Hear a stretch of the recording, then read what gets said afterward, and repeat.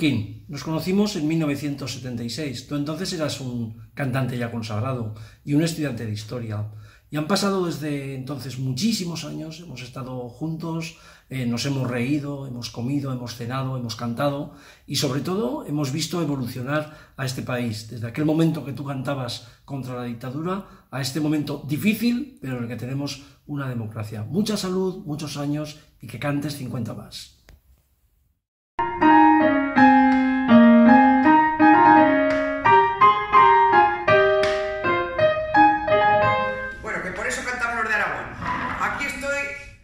París, en República Dominicana, para felicitar al compañero Carbonell, que cumple más años que yo todavía en los escenarios.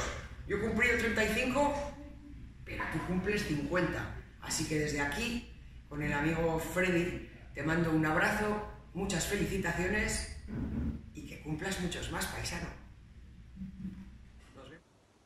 Me gustaría darte el mar, todo ese mar cansado y bello, que cobijó grandeza y trueno. Felicidades, querido Joaquín Carbonell, por esos 50 años de canciones. Carbo querido, aquí desde el Templo de las Borracheras, Buenos Aires, recordando tu canto, tu guitarra, aquel asadito, aquellos Malbecs. Esperamos volver a verte pronto.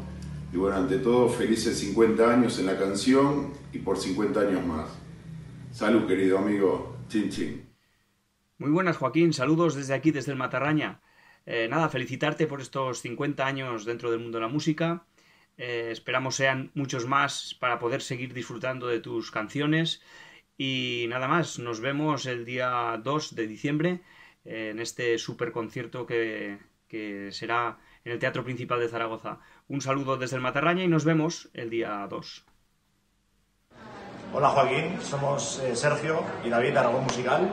Eres trolense de pro, nosotros somos zaragozanos de pro y desde Huesca te decimos que felicidades, 50 años en la música no es nada, quedan todavía otros 50. Yo me acuerdo las primeras veces que te vi, que era en la tele, dando golpes y entrevistando a la vez, y la última vez que fue recogiendo pues, el Gran Premio de la Cultura de Aragón.